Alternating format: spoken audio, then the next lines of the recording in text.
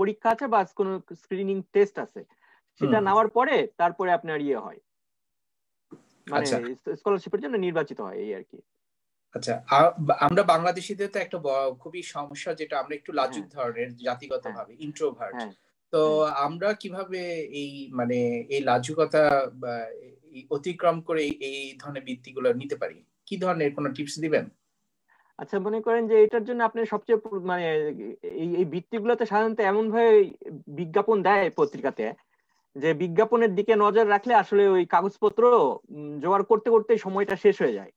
এর জন্য যেটা সবচেয়ে বেশি করা দরকার, যেমন ধরেন আগের বছরের বিজ্ঞাপন যদি জোগাড় করতে পারেন, বা বাংলাদেশ এমবাসির হোম পেজটা দেখলে বাংলাদেশের বিজ্ঞাপন কত তারিখে বের হয়েছে গত বছরেরটা, সেটা আপনি ওই পত্রিকা লাইব্রেরিতে গিয়ে পত্রিকা খুঁজে ওই বিজ্ঞাপনটা দেখলেন, তাহলে যে কাগজগুলো প্রয়োজন সেই কাগজগুলো গত বছরের সার্কুলেশন দেখে কাগজগুলো প্রস্তুত করে রেখে দিলেন। কেননা বিজ্ঞাপন দেওয়ার পরে আসলে ওই অ্যাপ্লাই করার জন্য হাতে খুব কম সময় থাকে। এক বছর আগের কাগজপত্র দেখে ওই কাগজগুলো, নিজের কাগজগুলো জোগাড় করে রাখলেন, আর তারপর পত্রিকায় বিজ্ঞাপন বাংলাদেশে প্রথমে এমবাসির হোম পেজটা দেখে তারপর সেটা বাংলাদেশের পত্রিকাতে মানে কোন তারিখে বের হয়েছে সেটা খুঁজে পাওয়া যাবে। তো সেখান থেকে তারপরে সেই বছরের জন্য অ্যাপ্লাই করলেই হবে। আচ্ছা, আর তা না হলে সম্ভবত বিজ্ঞাপন দেওয়ার পরে যদি প্রস্তুতি নিতে শুরু করে তাহলে হয়তো কাগজপত্র জোগাড় করা কঠিন হয়ে যায়। যেমন অনেক সময় ভাষাগত কিছু ব্যাপার আছে, তো এইসব ব্যাপারে মানে কিছু শর্ত থাকে, সেই শর্তগুলো পূরণ করার জন্য ওই অ্যাপ্লিকেশনের বিজ্ঞাপন দেখে সাথে সাথে যদি প্রস্তুতি নেয় তাতে হয়তো মানে ওই খুব স্বল্প সময়ের ভিতর প্রস্তুতি নেওয়া খুবই কঠিন ব্যাপার হয়ে যায়, অসম্ভবের কাছাকাছি। তার জন্য আগের বছরে সার্কুলেশন দেখে প্রস্তুতি নিলে হয়তো একটু সুবিধা হয়, এই আর কি। আচ্ছা, এবার আসলে মূল বিষয় আসে যাক, যে জাপানিজ ভাষা তো অনেক কঠিন একটা ভাষা বলে আমাদের সবার একটা ধারণা আর কি। এখানে অনেকজন দর্শক আমরা আছি আর কি। আমি দর্শকদের কারো কাছ থেকে প্রশ্ন নিচ্ছি, যদি কেউ কোনো প্রশ্ন করতে চান আমাদের চ্যাট বক্সে প্রশ্ন করতে পারেন, অথবা মাইকটা অন করে আপনি প্রশ্ন করতে পারেন। প্রশ্ন কি কেউ করবেন? এর মধ্যে যদি করার ইচ্ছা থাকে আপনি একটু মাইকটা আনমিউট করে প্রশ্নটা করতে পারেন। আসসালামু আলাইকুম স্যার। ওয়ালাইকুম আসসালাম স্যার, আমি পলাশ খান বলছিলাম, রাজশাহী ইউনিভার্সিটিতে পড়াশোনা করি, ম্যাথমেটিক্স ডিপার্টমেন্ট, 4th ইয়ারে। আচ্ছা আচ্ছা, আপনি রাজশাহী ইউনিভার্সিটিতে ম্যাথে পড়ছেন? আচ্ছা, এবং 4th ইয়ারে? জি স্যার। আচ্ছা, ঠিক আছে, বলেন আপনার প্রশ্নটা। স্যার, আসলে জাপানের যে ভাষার কথাটা বললেন স্যার, এটা একটা ইম্পর্টেন্ট ব্যাপার। এখানে আসলে ইন্টারন্যাশনাল ভাষা যেমন ইংলিশ, এটাকে আসলে কোনোভাবে প্রাধান্য পায় না ওখানে স্যার, নাকি ওদের ভাষাকে আগে আমাদের আয়ত্ত করতে হবে স্যার, এমন কিছু? কবির, প্রফেসর কবির প্রশ্নটা বুঝতে পেরেছেন মনে হয়? হ্যাঁ, থ্যাংক ইউ। আচ্ছা, এখানে আসলে মানে ইংরেজি কোর্স যে নেই তা না, কিন্তু ব্যাপারটা এমনই অবস্থা যে জাপানে আসলে এদের মনে করেন যে মানে বিশ্বের যে কোনো ভাষাতে যদি কোনো বড় কোনো বই বের হয়, হয়তো সপ্তাহখানের ভিতরেই ওরা নিজেদের ভাষাতে সেটা অনুবাদ করে ফেলে। অর্থাৎ যেটা বলতে যাচ্ছে যে আপনি ওই ইংরেজি কোর্স যে কিছু নেই তা না, কিন্তু ওই জাপানি ভাষাটা না জানলে আসলে খুব কঠিন ব্যাপার হয়ে যায়। যেমন ধরেন ডাক্তারি পড়তে যারা এই জাপানে আসে, তারা সাধারণত ওই ডাক্তারের লাইসেন্সটা ব্যবহার করতে পারে না, কারণটা হচ্ছে ওই ভাষার সমস্যা। ভাষাটা এই হিসেবে, জাপানিজ ভাষাটা এই হিসেবে এদের জন্য খুবই গুরুত্ব। মানে ভাষা না জানলে আসলে আশেপাশের কিছুটা হলেও যে যোগাযোগ করা যাবে না তা না, কিন্তু যদি ব্যবহারিক হিসেবে কিছু করতে চান বা এখানে থেকে যদি কিছুই পড়াশোনায় বলেন বা নিজে যদি সাইন করতে চান বা অন্য কিছু করতে চান, তার জন্য জাপানিজ ভাষাটা জানাটা আসলেই খুব জরুরি হয়ে পড়ে। আচ্ছা আচ্ছা, ধন্যবাদ। আমরা শুনেছি যে জাপানিজ ভাষা এবং বাংলা ভাষার মধ্যে খুব কাঠামোগতভাবে বেশ মিল আছে। এটা আপনি কিভাবে, মানে আপনি যখন শিখলেন কতদিন সময় লাগলো এবং কিভাবে এটাকে রপ্ত করলেন? আসলে আমার ক্ষেত্রে একটা সুবিধা হয়েছিল যে আমি জাপানেতে এসে পড়াশোনা করেছি, কারণ আমার যখন 26 বছর আগে বাংলাদেশে পড়াশোনার কোনো সুযোগই ছিল না। হ্যাঁ, ঢাকা ভার্সিটি তো হয়তো একটা কিরকম একটা ছিল কি ছিল না এই জাতীয়, যার ফলে আমাকে মানে বাংলাদেশে থাকার সময় আমার কোনো কিছু সুযোগ ছিল না।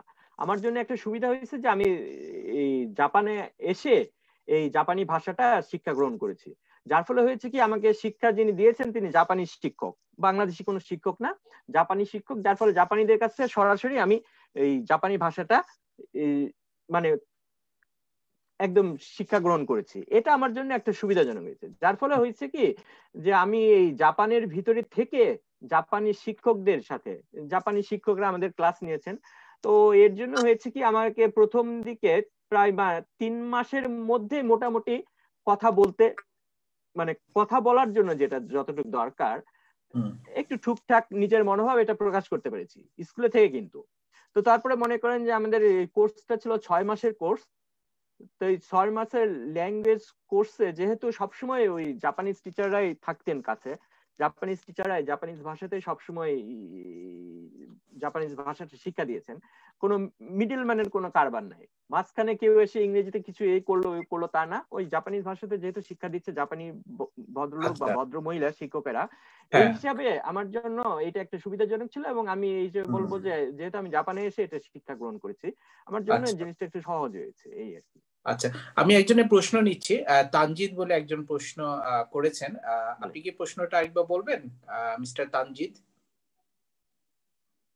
এবং মিস্টার সুজয়, আপনার প্রশ্নগুলো একটু করতে পারেন, মাইকটা আনমিউট করে নিন। আসসালামু আলাইকুম স্যার। ওয়ালাইকুম আসসালাম। শুনতে পাচ্ছেন? হ্যাঁ, আমরা শুনতে পাচ্ছি, বলেন। আমার কোশ্চেনটা হচ্ছে যে আমি মানে বর্তমানে গ্রাফিক্স ডিজাইন নিয়ে কাজ করছি এবং ওয়েব ডেভেলপমেন্ট নিয়ে আমি মানে লার্নিং শিখতেছি।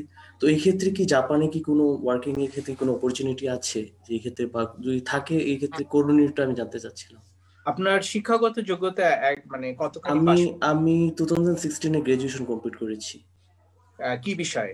আমি বিবিএ করেছিলাম মার্কেটিং এর উপরে। মার্কেটিং এ বিবিএ, আন্ডার গ্রাজুয়েট বিবিএ তে করা। প্রফেসর কবির, আপনি কি উত্তর দিবেন? আচ্ছা, ঠিক আছে। আসলে জাপানে মানে যেহেতু এদের জনসংখ্যা কমে আসতেছে, যার ফলে এই যে কোনো কাজের ক্ষেত্রে এদের যে সম্ভাবনা নেই তা না, কিন্তু আসলে এই ভাষাটা এখানে একটা প্রবলেম হয়ে যায়। এখন সম্প্রতি বাংলাদেশে কিছু জাপানে ওয়ার্ক ভিসার, মানে ওয়ার্ক ভিসা বলতো এটা হচ্ছে আপনার এক ধরনের কি বলে, মানে শিক্ষানবিশ ভিসা হিসাবে এক ধরনের ভিসা নেয়, যেখানে প্রচন্ড কষ্টকর, যেটা ঠিক আছে। আপনি যদি এসে জাপানে এসে আসলে কিছু করতে চান বা মনে করেন যে শর্ট টাইমের জন্য কোনো চাকরির ভিসা নিয়ে যদি এসে করতে চান, তাহলে বাংলাদেশের ভিতর থেকে যদি জাপানি কোনো কোম্পানি কাজ করে সেটা একটা আলাদা ব্যাপার। আর জাপানে এসে যদি কিছু করতে চান তার জন্য আমার মনে হয় ভাষা শিক্ষাটা একটা মাস্ট হয়ে থাকে, যার ফলে আপনার অন্য ডিগ্রির সাথে যদি সম্ভব হয় তাহলে ভাষা শিক্ষা প্লাস ভাষা শিক্ষার উপরে অন্য কিছু যদি মনে করেন যে প্রফিসিয়েন্সি টেস্ট জাতীয়, ইংরেজি যেরকম টোফেল আছে, এই জাতীয় কোনো যদি মানে বিভিন্ন গ্রেড আছে, তো থার্ড গ্রেডই বলেন বা সেকেন্ড, একদম মানে নাম্বার 1 গ্রেডে আসার দরকার নাই প্রফিসিয়েন্সি টেস্টের। আপনি মনে করেন যে সেকেন্ড বা থার্ড এরকম গ্রেড হইলেও মোটামুটি, তাহলে হয় কি ওই জাপানিজরা আপনার মানে বিদেশি কারোর সাথে কাজ করতে গিয়ে ওরা একটু নিশ্চয়তা ফিল করে, ঠিক আছে। এই জন্য ভাষার শিক্ষার যদি কোনো কিছু সুযোগ হয় তাহলে আমার মনে হয় সেটা যদি গ্রহণ করতে পারেন তাহলে আপনার জন্য হয়তো সুযোগ থাকবে না যে তা না। হ্যাঁ, এই আর কি। আচ্ছা, আমাদেরকে শাহাবুদ্দিন, মিস্টার শাহাবুদ্দিন একটা প্রশ্ন করেছেন যে স্কলারশিপ পেতে কি জাস্ট N5 পেতে হয় নাকি না N4 বা N3 ও দেওয়া লাগে স্কলারশিপের ক্ষেত্রে? আচ্ছা, স্কলারশিপ আসলে বিভিন্ন ধরনের স্কলারশিপ আছে। তো এখন যে স্কলারশিপে যদি স্পষ্টভাবে উল্লেখ করা থাকে যে N5 বা N3 পর্যন্ত দরকার, সেটার জন্য আপনাকে ওইটা ফুলফিল করতে হবে। আর কিছু কিছু স্কলারশিপ আছে একদম পুরোপুরি ফরেনারদের জন্য, সেখানে আপনার ল্যাঙ্গুয়েজের প্রফিসিয়েন্সি করে না, বিশেষ করে গভর্নমেন্ট স্কলারশিপের যেগুলো, সেখানে আপনার ওই প্রফিসিয়েন্সি, আপনার জাপানিজ ল্যাঙ্গুয়েজের প্রফিসিয়েন্সি থাকলে ভালো। আবার কিছু কিছু উল্লেখ করে যে অন্তত জীবনযাত্রার জন্য যেসব দরকার, অর্থাৎ 4 বা 5 তো একদম খুবই নর্মাল টাইপের মনে করি যে 3 পর্যন্ত যদি উল্লেখ করা থাকে তাহলে সেই টেস্টটা দরকার। এটা আপনাকে একদম মানে প্রথমে কনফার্ম হয়ে তারপরে সেটার জন্য প্রস্তুতি নিতে হবে। তাহলে আরেকবার যদি বলি, ওদের ল্যাঙ্গুয়েজে যে আমরা টোফেল বা আইএলটিএস এর যে পরীক্ষাগুলো দিই, জাপানের পরীক্ষার ক্ষেত্রে, জাপানিজ ভাষা পরীক্ষার ক্ষেত্রে সর্বনিম্ন হচ্ছে N5, তাই না? N5, হ্যাঁ। আচ্ছা, এটা কি ধরনের মানে কনভারসেশন বা কথোপকথন বলতে পারলে তো N5 এর পাবে নাকি? N5টা হচ্ছে মানে মোটামুটি হ্যাঁ ওইটা, আর হচ্ছে আপনার ওই কিছুটা ওদের এই মানে অক্ষরটা তো চিনতেই হবে, আর কিছু নরমাল ক্যারেক্টারস, কিছু খুবই নরমাল ক্যারেক্টারস কিছু জানতে হবে এই আর কি। হ্যাঁ, ছোটখাটো জানতে। মানে N5টা একদমই বেসিক যেটা, সেটা একদমই একদম বেসিক এর মতো। হ্যাঁ, আচ্ছা, তারপর আস্তে যদি আমি একটু ভালো করি, তারপর N4 N3 N2 তারপর N1 কিন্তু আপনি ওই মাঝখান থেকেও আবার ওগুলো অ্যাপ্লাই করতে পারেন। আপনি যদি মনে করেন যে নিজস্ব প্রফেশনালিটি আছে, তাহলে ওইটা মানে কি একটার পর পর স্টেপ দিয়ে যে যেতে হবে তার কোনো কথা নেই। যদি আপনি মনে করেন যে আমার N4 এ অ্যাপ্লাই করার ইয়ে আছে, যেহেতু এদের আপনার ওই বাংলাদেশে যেরকম গাইড বুক আছে না, এরকম গাইড বুক এবং কয়েক বছরের প্রশ্নপত্র এদের বাজারে খুবই বিক্রি হয়। তো ওগুলো নিয়ে টেস্ট করে নিজে মডেল টেস্ট দিয়ে যদি মনে করেন যে আমার পক্ষে এটা সম্ভব হচ্ছে, তাহলে আপনি 5 থেকে যে আসতে হবে কোনো কথা নেই, 3 তেও। আচ্ছা শাহাবুদ্দিন, মিস্টার শাহাবুদ্দিন, আপনার প্রশ্নটা কি একটু করবেন? মিস্টার শাহাবুদ্দিন, আপনার প্রশ্নটা একটু আনমিউট করে আপনি কথা বলেন। আসসালামু আলাইকুম স্যার। ওয়ালাইকুম আসসালাম, শুনতে পাচ্ছি, বলেন। জি স্যার, আমি কম্পিউটার থেকে ডিপ্লোমা শেষ করেছি স্যার। আমি যদি বিএসসি, ঢাকা থেকে ডিপ্লোমা শেষ করেছি, আমি যদি বিএসসির জন্য অ্যাপ্লাই করতে চাই, তাহলে আমি মানে N5 এ কি অ্যাপ্লাইটা করতে পারবো, বা কিভাবে অ্যাপ্লাই করতে পারি আমি স্কলারশিপের জন্য জাপানে? প্রফেসর কবির, আচ্ছা, এই স্কলারশিপ গুলো আসলে খুবই মানে লিমিটেড। এটা হচ্ছে কিছু আছে হচ্ছে গভর্নমেন্ট স্কলারশিপ, সেগুলো হচ্ছে সবার জন্য অ্যাপ্রোপ্রিয়েট। আর কিছু কিছু আছে আপনার ভার্সিটি কিছু ব্যবস্থা করে, ঠিক আছে, ভার্সিটি কিছু ব্যবস্থা করে। সেই ভার্সিটি গুলোর জন্য আপনাকে তাহলে ওই ভার্সিটির লিস্ট খুঁজতে হবে যে কি কি ভার্সিটি দেবে। এর জন্য এরা আপনার জাসো বলে একটা প্রতিষ্ঠানের হোম পেজ আছে, সেটা খোঁজ করা সবচাইতে আমার মনে হয় ভালো হয়। JASSO এটা দিয়ে যদি সার্চ করে দেখেন, তাহলে ইংরেজিতে এই পেজটা পেতে পারেন। তো সেখানে গিয়ে আপনি এক একটা ইউনিভার্সিটি খোঁজ করতে হবে। তবে এই মানে স্কলারশিপ প্লাস ওই ইউনিভার্সিটিতে স্কলারশিপ, এটা আসলে সংখ্যা খুবই কম। এবং এটা ওই স্কলারশিপ, কিছু কিছু স্কলারশিপ আছে আপনার ওই ভার্সিটি করে কি যে হয়তো ওই বেতন দেওয়ার কিছু অংশটা ওরা মৌকুব করে দেয়, সেটা আপনার ওই স্কলারশিপ হিসেবে আপনাকে ওইটা শো করে। কিছু কিছু ভার্সিটি আছে, বিশেষ করে বেসরকারি কিছু ভার্সিটি এইভাবে করে আপনার বিদেশি ছাত্রদের নিয়ে আসার চিন্তা ভাবনা করতেছে, ঠিক আছে। সরকারি ভার্সিটি গুলোতে সাধারণত এই ধরনের সুযোগ খুবই কম। আচ্ছা, আর নাই বললে চলে। আচ্ছা, আমাদেরকে প্রশ্ন করবেন শাহাবুদ্দিন। মিস্টার শাহাবুদ্দিন, আপনার প্রশ্নটা কি আরেকবার থ্রো করবেন? জি স্যার, আমি প্রশ্নটা করছি স্যার। আচ্ছা, আচ্ছা, উনি একটু আগে করলেন। ঠিক আছে, আমরা তাহলে মূল আলোচনা আসি। প্রফেসর কবির, আপনি প্রথমে আন্ডার গ্রাজুয়েটে পড়াশোনা করলেন, তারপর সেখানে মাস্টার্স করলেন এবং পিএইচডি করলেন। তারপর সবাই তো সাধারণত পিএইচডি পরে দেখা যাচ্ছে যে অন্য দেশে যাচ্ছে। আপনার কেন শিক্ষকতার প্রতি আগ্রহ হলো? জাপানে শিক্ষকতা কেন? আসলে আমার মানে ছোটবেলা থেকে একটা ইয়ে ছিল যে আমি মানে শিক্ষকতা হিসেবে মানে পেশা হিসেবে নিতে চাই। এটা আমার ছোটবেলা থেকেই ছিল মোটামুটি। একটা বড় হয়ে অনেক কিছু স্বপ্ন থাকে না, তো এর ভিতরে আমার নিজের ক্ষেত্রে ছিল হচ্ছে যে মানে যদি আমি শিক্ষকতার সাথে জড়িত থাকতে পারি, এটা আমার জন্য খুবই ভালো হয়। তো আমি মনে করেন যে জাপানে পড়াশোনা করতে এসে তো এদের ভাষার শিক্ষা গ্রহণ করে, তো এদের ওই আন্ডার গ্রাজুয়েট করে মাস্টার্স করে তারপর পিএইচডি করার পরে প্রথম দিনে অনেক সময় হয়ে গেছে। 1 নাম্বার 2 নাম্বার কথা হচ্ছে এই দেশে আমি অভ্যস্ত। মনে করেন যে খুবই মানে পিসফুল একটা কান্ট্রি, কোনো ঝড় ঝামেলা নাই, জীবন সম্পর্কে নিশ্চয়তা নিরাপত্তা খুব বেশি। এছাড়া আপনার স্বাস্থ্য নীতি থেকে শুরু করে সবকিছু এদের নিজস্ব নিয়মতান্ত্রিক একটা সমাজ। তো তার ভিতরে কেউ আপনার মতন যারা জাপানে যাওয়ার মতন স্বপ্ন দেখছে, তারা ইচ্ছা করলে জাপানেও একটা দীর্ঘমেয়াদী থাকারও একটা মানে করতে পারে আপনার মতন। এখন আমি তো বলবো যে এই দেশে যেহেতু জনসংখ্যা কমতেছে, কাজে আপনি যদি এসে এই দেশে নিজে থাকার ইয়ে করেন। আমি তো আগে তো দেখতাম যে মানে বাংলাদেশে তো বিভিন্ন ধরনের সমস্যা আছে। এই 2-3 বছর আগেও এরা ল্যাঙ্গুয়েজ কোর্সে বাংলাদেশিদের আসার খুব ভালোভাবে সুযোগ দিত। তো সেখানে ল্যাঙ্গুয়েজ করে খুব কষ্ট করে টাকা পয়সা খরচ করে ল্যাঙ্গুয়েজ করে তারপরে মূল উদ্দেশ্যটা ওইটাই যে পরবর্তীতে চাকরি করে এখানে সাইন করবে বা কিছু করবে। তো যেহেতু বাংলাদেশিদের বিভিন্ন ধরনের সমস্যা আছে এবং আমাদের কূটনীতিক সমস্যা কিছু আছে, যার ফলে আমরা দেশের সম্পর্কে অত জোর দিয়ে কিছু করতে পারি না, এটা একটা অসুবিধা আছে। যার ফলে হয়েছে কি এই আপনার গত 1 বছর কি 1.5 বছর আগে থেকে মানে করোনার ভিতরে তো এখন আসাটা খুবই লিমিটেড হয়ে গেছে। ওই মানে শিক্ষা করার জন্য যে ভিসাগুলো দিত বাংলাদেশিদের, খুব ডেজার্টসে দিত, সেগুলো এরা খুব রেস্ট্রিক্টেড করে ফেলেছে। হয়তো কিছু প্রবলেম হয়েছিল, রেস্ট্রিক্টেড করে ফেলেছে। তো এছাড়া আপনার ওই আসলে মানে আপনি যদি ল্যাঙ্গুয়েজে দক্ষতা থাকে বা ল্যাঙ্গুয়েজে ঠিক মতো যোগ্যতা থাকে তাহলে এদের মোটামুটি চাকরি করতে কোনো অসুবিধা হয় না। আমি জাপানে যেটা দেখেছি যে পার্ট টাইম জবগুলো, বিভিন্ন দোকানপাটে যে পার্ট টাইম জবগুলো, সেগুলো মূলত এখন ওই বিদেশি ছাত্রছাত্রীরাই ওরা সাধারণত করতেছে। কারণটা হচ্ছে একটাই, ছাত্র সংখ্যা বা জনসংখ্যা জাপানের ছাত্র সংখ্যা কমে আসতেছে। হ্যাঁ, এইটাই। আপনি তো আকিতাতে রয়েছেন, আকিতা ইউনিভার্সিটিতে শিক্ষকতার সাথে যুক্ত রয়েছেন, সেখানেও কি আপনি দেখতে পাচ্ছেন যে জাপানি জনসংখ্যা বিশেষ করে ইয়াং জেনারেশনটা কমে আসছে? আমার এটার ক্ষেত্রে হয়েছে কি, এটা যেহেতু সরকারি ইউনিভার্সিটি, এখানে আপনার মনে করেন যে বেসরকারি ইউনিভার্সিটির তুলনায় সরকারি ইউনিভার্সিটির বেতন খুবই কম ছাত্রছাত্রীদের। বাংলাদেশের তুলনায় হয়তো বেশি, কিন্তু তবুও বাংলাদেশের বেসরকারি ভার্সিটি গুলোর মতোই হয়তো এখানকার বেতন। অর্থাৎ বিদেশের ওই স্ট্যান্ডার্ডে যদি চিন্তা করি তাহলে সরকারি ভার্সিটি গুলোর, জাপানের সরকারি ভার্সিটি গুলোর বেতন এখনো কম।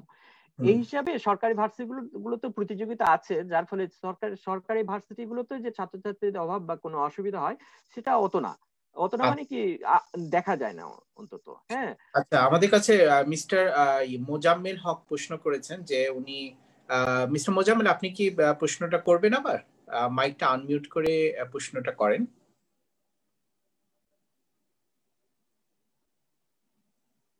কিংবা পলাশ খান রয়েছেন, মিস্টার পলাশ খান আপনি কি প্রশ্নটা করবেন? জি স্যার। হ্যাঁ বলেন আপনার প্রশ্নটা। স্যার আমার প্রশ্ন হলো, আমি ম্যাথমেটিক্সে পড়াশোনা করি, এখানে আমি গ্রাজুয়েট কমপ্লিট করার পরে আমি ওখানে যে উচ্চ ডিগ্রি বা পিএইচডি যেটাকে বলা যায়, আমি স্টুডেন্ট হিসেবে ওখানে গিয়ে কতটা সুবিধা পাবো বা আমার যাওয়ার প্রসেসটা কেমন হবে বা ওখানে আমার কতটা কাজ দেবে, এই ব্যাপারটা নিয়ে আসলে জানছিলাম। আপনি কোথায় পড়াশোনা করছেন? আমি রাজশাহী ইউনিভার্সিটিতে ম্যাথমেটিক্সে স্যার। আচ্ছা, ঠিক আছে। প্রফেসর কবির আপনি কিভাবে ওনাকে অ্যাডভাইস করবেন? এটা হচ্ছে কি, আপনি মানে যদি দেশে আন্ডার গ্রাজুয়েট করার পরে মাস্টার্স করার এখানে সুযোগ অনেক আছে, জাপানে অনেক সুযোগ আছে। তো এদের আপনি কিছুক্ষণ আগে আমি বলেছিলাম যে বাংলাদেশে এমবাসি থেকে মনে করেন যে মাস্টার স্টুডেন্টদের জন্য স্কলারশিপ দেওয়া হয়, এর সংখ্যাটা অনেক বেশি। একটা বড় অংশ বিসিএস যারা সরকারি কর্মকর্তা তারা পান, কিন্তু তারপরেও আপনার যদি রেজাল্ট ভালো থাকে তাহলে কিন্তু স্কলারশিপের জন্য অ্যাপ্লাই করার যথেষ্ট সুযোগ থাকে। ঠিক আছে, এবং এই পিওর ম্যাথ বলেন বা যদি অ্যাপ্লাইড ম্যাথ বলেন, যে কোনো বিষয়ে এখানে গবেষণা করার প্রচুর সুযোগ আছে। নর্মালি যদি গবেষণাও করতে চান সেটাও সুযোগ যেমন আছে, গবেষণা করে বা এখানে এসে তারপরে যদি আপনি কম্পিউটার সায়েন্স বলেন বা প্রোগ্রামিং বলেন বা অ্যালগোরিদম জাতীয় কোনো কিছুতে যদি কাজে যুক্ত হতে চান, সে সম্ভাবনাও আছে। কিন্তু এটার জন্য আপনাকে নিজে মনে করেন যে এখন তো ইন্টারনেটের যুগ, আপনি তো বাংলাদেশে এমবাসির হোম পেজ যদি দেখে, ওদের ওখান থেকে হোম পেজে আপনার ওই ফ্রন্ট পেজ যেটা আছে সেটাতে ওরা উল্লেখ করে দেয় যে নতুন কিছু ঘটনা, মানে নতুন কিছু ইভেন্ট থাকলে, অর্থাৎ স্কলারশিপ অ্যাপ্লিকেশনের ডেট দিয়েছে, এই জাতীয় ইনফরমেশন ওরা কিন্তু ওই খুব তাড়াতাড়ি দিয়ে দেয়। তো তার মানে আমাদেরকে সবসময় ওয়েবসাইট গুলো, জাপান সংক্রান্ত এবং জাস্কো যে ওয়েবসাইট গুলো বললেন, এগুলোতে আমাদের সবসময় খেয়াল রাখতে হবে, ঠিক আছে। জাতসো প্লাস ওই Bangladesh Japanese embassy in Bangladesh, এদের হোম পেজ আছে, হোম পেজে এরা ইংলিশে এটা বর্ণনা দেয়। ঠিক আছে, এবং ওরা লিংক দিয়ে দেয়।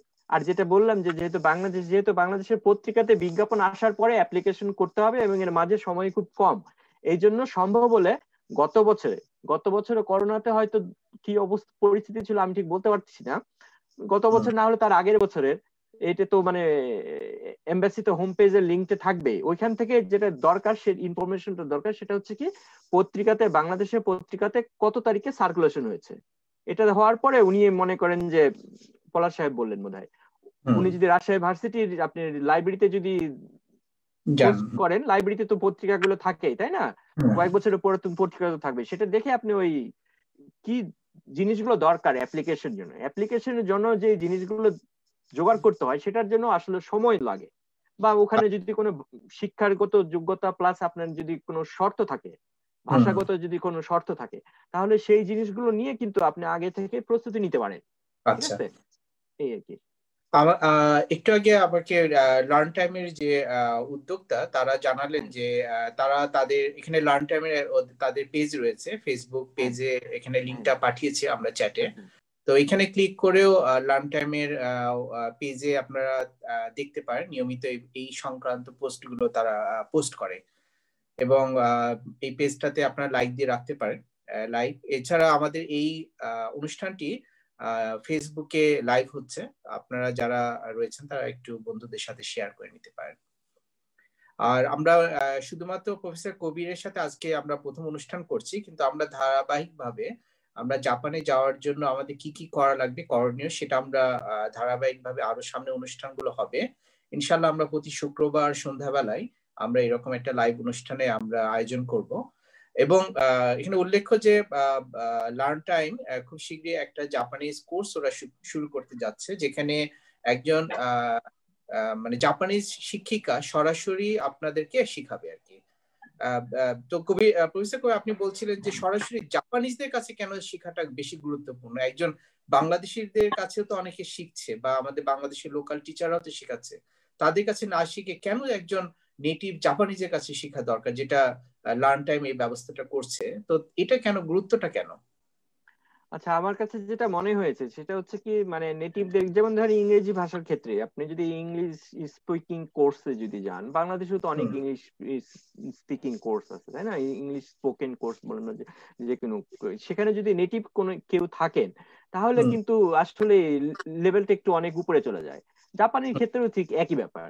আমরা যদি বিপরীত দিক দিয়ে চিন্তা করি, মনে করেন যে আমরা যদি কোনো জাপানি ভদ্রলোককে বাংলা ভাষা যদি কেউ নতুন করে শেখাতে যায়, সেখানে একজন বাঙালি যেরকম করে শেখাতে পারবে, সেখানে মনে করেন যে হয়তো জার্মানে কোনো এক বাংলাদেশ, কোনো এক জার্মানি, সে হয়তো বাংলা ভাষা পড়াশোনা করেছে, সে যখন শেখাতে যাবে তার চাইতে একজন বাংলাদেশি নিশ্চয়ই অনেক ভালোভাবে শেখাতে পারবে, তাই না?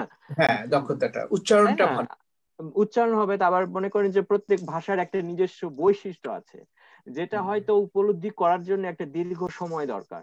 যেমন আমার ক্ষেত্রে, আমি এখন 26 বছরে এসে আমার তো ছাত্রছাত্রীদের সবকিছু জাপানে ক্লাস নিতে হয়, জাপানের ক্লাস নিতে হয়। আমি আমার ছাত্রছাত্রী যে গাইড করি, এটাও তো অবশ্যই জাপানিজে, আমার সব বই পত্র জাপানিজে পড়তে হবে। মনে করেন যে এই যে একটা লেভেলে আসার জন্য আমি যদি জাপানে না থেকে, জাপানের বাইরে থেকে যদি, এখন তো ইন্টারনেটে করোনার যুগে তো অনেক অনলাইন ক্লাস হয়, আমি যদি জাপানের বাইরে থেকে মনে করেন যে এরকম করতে চাইতাম, তাহলে হয়তো আমার যেটা মনে হয় সেটা হয়তো জাপানি ভাষার উপর যে দক্ষতাটা আমার নিজের ক্ষেত্রে যেটা হয়েছে সেটা হয়তো হতো না। এই জন্য আমি মনে করব যে নেটিভ, সেটা জাপানের ক্ষেত্রে হোক বা বিপরীতে বাংলা ভাষা যখন কাউকে শিক্ষা দিতে যাবেন, তখন বাংলাদেশি বা বাঙালি কেউ যদি শেখান, আমার মনে হয় সেটাই ভালো হবে। এই হিসেবে একটু চিন্তা করলে এই জিনিসটা আমার মনে হয় বোঝা যায় যে একজন নেটিভ জাপানির কাছ থেকে ভাষা শিক্ষা করাটা কিছুটা হলেও অন্য দেশি বা অন্য ভাষাভাষী লোকের চেয়েও যারা শিখবেন তাদের জন্য উপকারে আসবে। এটা মানে আলাদা করে বলার মতো কিছু নাই। এটা আমি লার্ন টাইম আগামী 9 তারিখে, আগামী 9 তারিখ এবং আগামী শুক্রবার ঠিক এই সময়ে 12 তারিখে লার্ন টাইম একটা ফ্রি দুটো ক্লাসের ব্যবস্থা করেছে, ট্রায়াল ক্লাসের মতন, যেখানে একজন জাপানিজ শিক্ষিকাকে তারা নিয়ে এসে জাপানিজ ভাষার সম্বন্ধে একটু জানাবে এবং বেসিক কিছু কথোপকথন উনি শিখাবেন।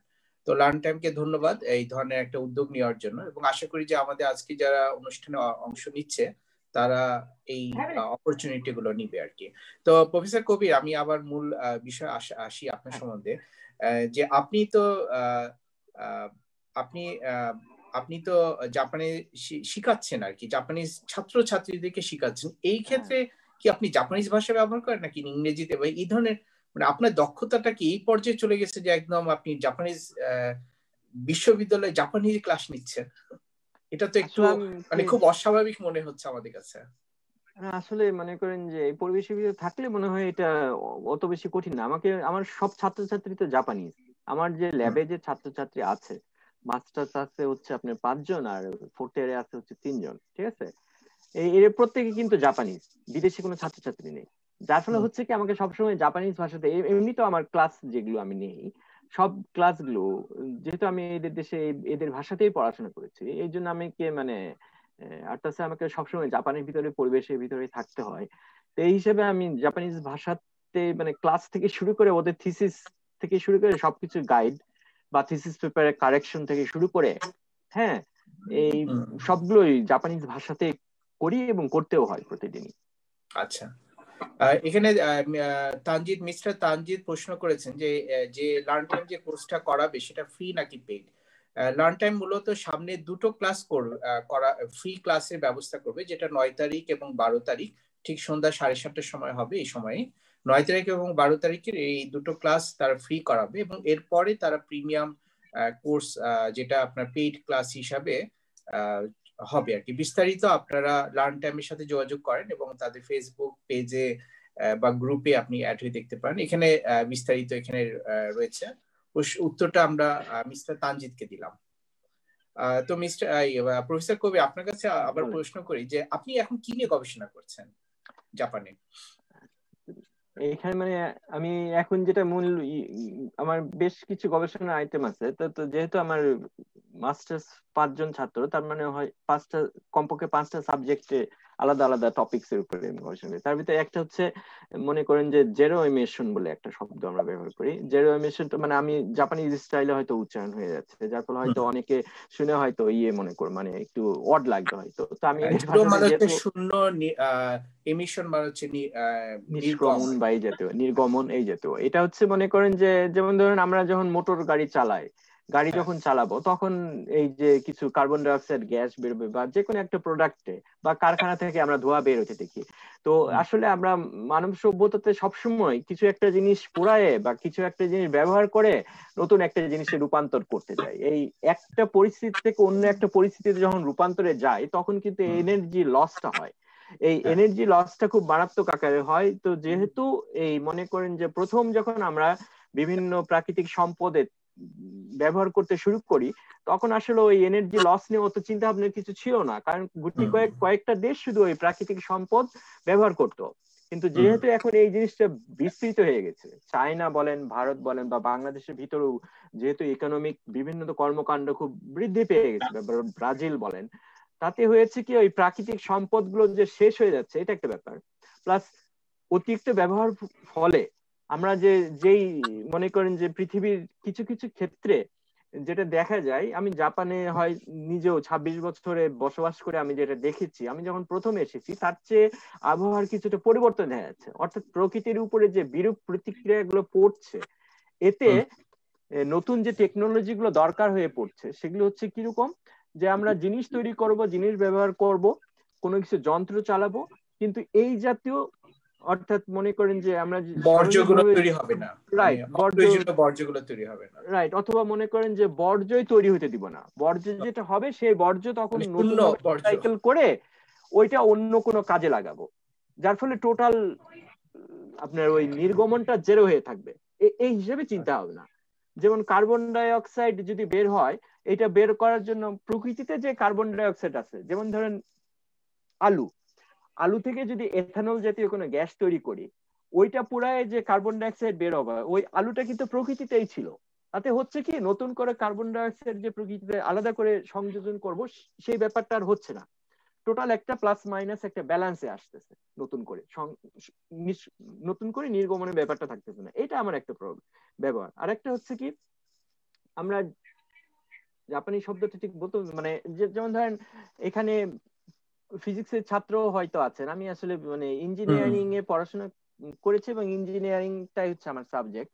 তো এই যে মনে করেন যে ওমস ল যেটা আছে, ভোল্টেজ এন্ড মানে হ্যাঁ ওই যে ওমের যে ল আর কি, ভোল্টেজ এন্ড কারেন্টের ভিতরে যে সম্পর্কটা আছে, এই সম্পর্কটা হচ্ছে লিনিয়ার, তাই না, সরল রেখার সম্পর্ক।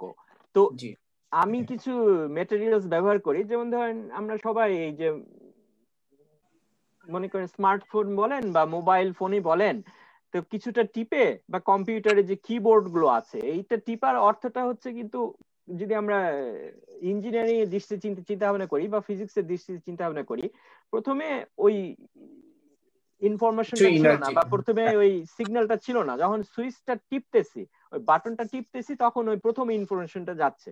যেমন ধরেন মোবাইল ফোনের ক্ষেত্রে হয়তো বর্জ্য 12 ভোল্ট পর্যন্ত মোবাইল ফোনটা আপনার ভোল্টেজের স্ট্রেসটা সহ্য করতে পারে। কিন্তু আমরা যে আমার মনে হয় আমাদের অডিয়েন্সটা মনে হয় এটা বুঝতে একটু অসুবিধা হবে। আচ্ছা, অডিয়েন্সের কাছ থেকে কিছু প্রশ্ন নিতে চাচ্ছি। আচ্ছা ঠিক আছে, হ্যাঁ প্রশ্ন আসার পর হাসিবুল্লাহ মনে হয়, হাসিবুল সাহেব আছেন, মিস্টার হাসিবুল নতুন জয়েন করেছেন। কোনো প্রশ্ন যদি কারো থাকে আপনারা একটু হাত তুলেন এবং বা মাইকটা আনমিউট করে প্রশ্নটা করতে পারেন আর কি। আসসালামু আলাইকুম স্যার। হ্যাঁ, আসসালাম হাসিবুল, আপনি আপনার কাছে আপনার কি কোনো প্রশ্ন রয়েছে প্রফেসর কবিরের জন্য, কিংবা জুবাইদা আমাদের সাথে জয়েন করেছেন আর অনেকে?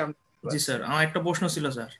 বলেন স্যার। মানে জাপানে উচ্চশিক্ষা শেষ করার পরে ওই জায়গায় পার্মানেন্টলি থাকার বা রেসিডেন্টশিপের জন্য কি মানে ওইটার সুযোগ সুবিধাটা কিরকম, বা সেই মানে ওই জায়গায় থাকার জন্য কি ভাষা ল্যাঙ্গুয়েজ প্রফিসিয়েন্সিটা কতটা প্রয়োজন, এই বিষয়ে যদি একটু বলতেন তাহলে ভালো হতো আর কি।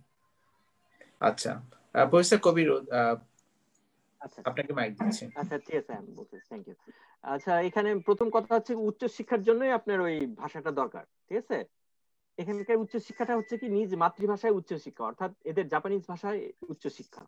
যে কোনো জটিল বিষয়ে, পদার্থবিদ্যার যে কোনো জটিল বিষয় হোক, ইঞ্জিনিয়ারিং জটিল বিদ্যা হোক, আপনার ডাক্তারি জটিল বিদ্যা হোক, এই যে এখন করোনা যে ব্যাপারটা গুলো হচ্ছে, এই সবগুলো বিষয় ওরা পড়াশোনা যেটা মূল করে, ইংরেজি যে জানে না তা না, কিন্তু ওই মূল যে বিষয়ে পড়াশোনা করে সেটা হচ্ছে কি আপনার মাতৃভাষায় পড়াশোনা করে, অর্থাৎ জাপানিজ ভাষায় পড়াশোনা করে। অর্থাৎ আপনি যদি জাপানে উচ্চশিক্ষা গ্রহণ করতে চান তখন আপনার জাপানিজ ভাষা লাগবে, এটা একটা শর্ত।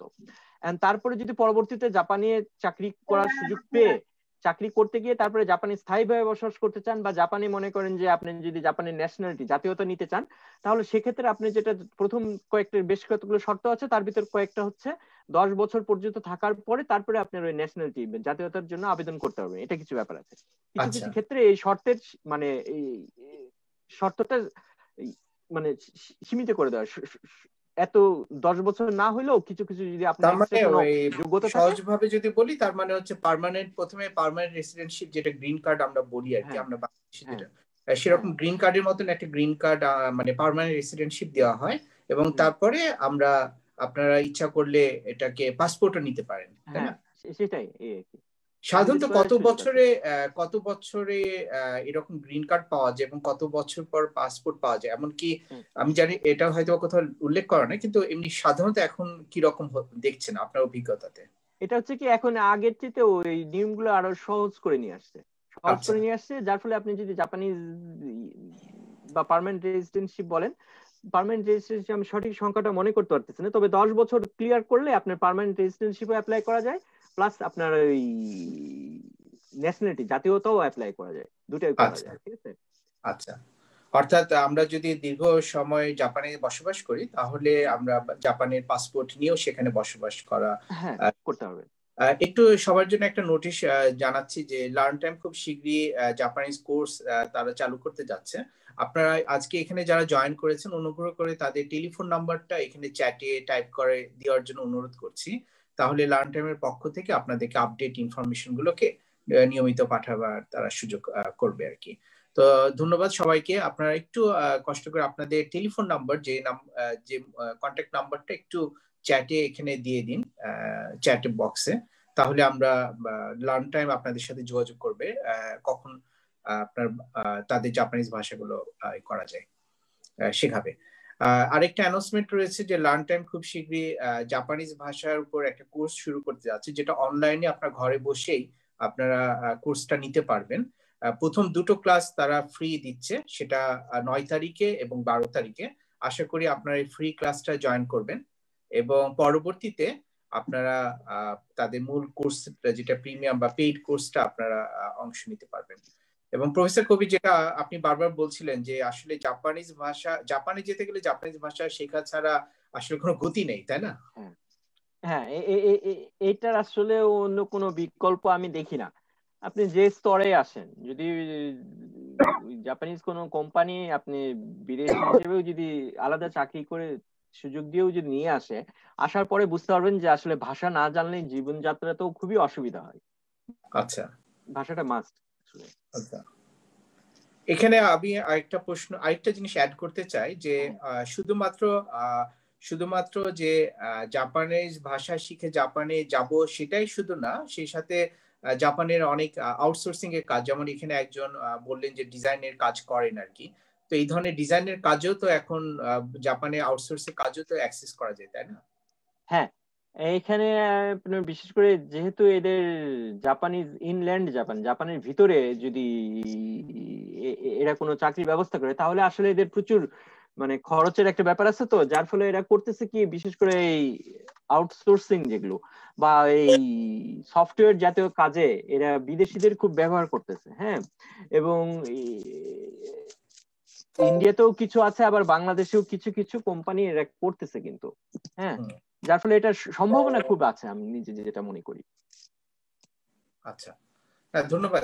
তার মানে জাপানিজ ভাষা শিখে আমরা জাপানেও যেতে পারবো, আর কোনো কারণে যদি আমরা নাও যেতে পারি, আমরা ঘরে বসেও আউটসোর্সিং এর কাজগুলো করে আমরা জাপান থেকে প্রজেক্ট নিতে পারবো। হ্যাঁ, আর যেহেতু যারা চাকরি দিচ্ছে বা যারা অর্ডারটা দিচ্ছে তারা আসলে ওই মানে ইংরেজি ভাষা যে জানে না তা না, কিন্তু এরা এই জাপানিজ ভাষাটা জানলে এরা এক ধরনের নিশ্চয়তা ফিল করে। ঠিক আছে, যার ফলে আপনি যদি কোনো মনে করেন যে যারা অর্ডারটা দেবে আপনাকে সফটওয়্যারের কাজে বলেন বা অন্য কিছু কাজে বলেন, সেখানে ল্যাঙ্গুয়েজ একটা আলাদা যোগ্যতা হিসাবে আমি মনে করি যে সবসময় সেটা বিবেচনা করা হবে। এবার আমি আমাদের এখানে শ্রোতা মণ্ডলী যারা রয়েছেন তাদের কাছ থেকে ফ্লোর থেকে কিছু প্রশ্ন নিচ্ছি। যারা প্রশ্ন করতে চান তারা একটু আনমিউট করে প্রশ্নটা করুন। প্রফেসর কবির আমাদের সাথে রয়েছেন, আকিতা ইউনিভার্সিটিতে তিনি শিক্ষকতা এবং গবেষণার সাথে যুক্ত। জাপানে যাওয়ার ব্যাপারে আপনাদের কোনো প্রশ্ন থাকলে প্রশ্নটা করতে পারেন। একটু আনমিউট করে আপনারা একটু প্রশ্ন। হ্যালো, আসসালামু আলাইকুম স্যার। ওয়ালাইকুম আসসালাম। আমি আইবিএটি ইউনিভার্সিটি চতুর্থ সেমিস্টারের একটা ছাত্র বলতেছি, সিসি ডিপার্টমেন্টের। আমার প্রশ্ন হচ্ছে যে আমি আফটার গ্রাজুয়েশন আমি যদি চায়নার আকিদা ইউনিভার্সিটিতে যেতে চাই, সেক্ষেত্রে আমাকে কি কি করতে হতে পারে এমএসসি এবং পিএইচডি ক্ষেত্রে? প্রফেসর কবির। হ্যাঁ, এটা হচ্ছে কি আপনার দুটো সম্ভাবনা থাকে। একটা হচ্ছে কি আপনি নিজের ব্যক্তিগত খরচে আসবেন, হ্যাঁ, প্রাইভেট খরচে আসবেন। ঠিক আছে, আরেকটা হচ্ছে স্কলারশিপে আসবেন। তো স্কলারশিপের জন্য সুযোগ আসলে খুবই কম। ঠিক আছে, তো সেখানে আপনি যদি ব্যক্তিগত খরচে আসতে চান বা প্রাইভেট নিজের খরচে আসতে চান, সেটার জন্য সম্ভাবনা বেশি থাকে। তো তারপর জন্য আপনার এটার জন্য যেটা দরকার হয়, যেমন ধরেন আপনার সাবজেক্টের টিচার এখন জাপানের আমার ভার্সিটি সহ সব ভার্সিটি গুলোতেই ইংরেজি পেজ পাবেন। ওই ইংরেজি পেজ থেকে আপনার যে প্রফেসরের কাছে আপনি কাজ করতে চান বা আপনার আন্ডার গ্রাজুয়েটের কাজের সাথে যে প্রফেসরটা কাছাকাছি, হ্যাঁ, সেই প্রফেসরের সাথে কন্ট্যাক্ট করে তাকে সরাসরি রিকোয়েস্ট করেন। তো সেই রিকোয়েস্ট করার সময় আমি বাংলাদেশি ছাত্রছাত্রীর কাছে বিভিন্ন ধরনের ওরকম সিভি সহ রিকোয়েস্ট পাই, কিন্তু যেখানে আমি খেয়াল করে দেখেছি যে আমাদের হয়তো কিছু মানে সমস্যা আছে। কি মানে মনে করেন যে আপনি যদি আসলে স্কলারশিপ দরকার হয় সেটা আপনি সরাসরি উল্লেখ করেন, স্কলারশিপ কি ধরনের সুযোগ আছে, স্কলারশিপ আছে কি না, আমি কি স্কলারশিপে যেতে পারবো কিনা, এই যে তো ডিরেক্টলি জিজ্ঞেস করেন।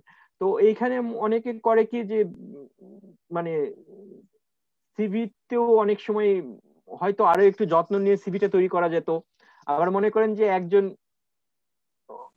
অসংখ্য শিক্ষকের কাছে সবাই তো ইমেল করে, এটাই হচ্ছে বাস্তব। হ্যাঁ, এটা বাস্তবে, এটা কোনো ক্ষতি নাই, কিন্তু যেই প্রফেসরটা মনে করেন যে ওই ইমেলটা রিসিভ করবে তার দৃষ্টি দিয়ে যদি একটি চিন্তা ভাবনা করে দেখেন, সেখানে যদি ডিয়ার প্রফেসর এই কথাটা যদি থাকে, আর একটা যদি মনে করেন যে ডিয়ার প্রফেসর সামথিং একটা নেম থাকলো, হ্যাঁ, তাহলে কিন্তু ওই প্রফেসরের ইমপ্রেশনটা আলাদা হয়ে যাবে। সে প্রথমেই ভাবে যে দেখবে যে না আসলেই যে অ্যাপ্লাইটা করতেছে বা যে ইমেলটা করতেছে একজন প্রফেসর যখন তার নিজের নাম দেখবেন সেখানে। ঠিক আছে, তো বাংলাদেশে আমি এ পর্যন্ত যতগুলো দেখেছি হয়তো ওনারা সব সিরিয়াল ধরে হয়তো দিচ্ছেন, যার ফলে জাস্ট ডিয়ার প্রফেসর দিয়ে শেষ করে দেয়। তো ওইখানে ওই নাম লেখা এটা একটা গুরুত্বপূর্ণ ব্যাপার। ঠিক আছে, আপনি ওই নিজের যে প্রফেসর এই প্রফেসর, কারণটা হচ্ছে কি আপনি ওই হোম পেজে তো প্রফেসরের লিস্ট গুলো পাবেন, তাদের রিসার্চ পেপার গুলো পাবেনই, সেটা দেখে যেই প্রফেসরটা আপনার খুব কাছাকাছি তাকে লেটার লেখে এবং স্পষ্ট উল্লেখ করে দেন যে আপনার শিক্ষাগত যোগ্যতা কি, আপনি কি নিজের খরচে আসতে পারবেন কি পারবেন না, বা প্রফেসরের স্কলারশিপ দরকার হবে কি হবে না, এই জাতীয় সরাসরি উল্লেখ করে তারপরে তাকে রিকোয়েস্ট করে।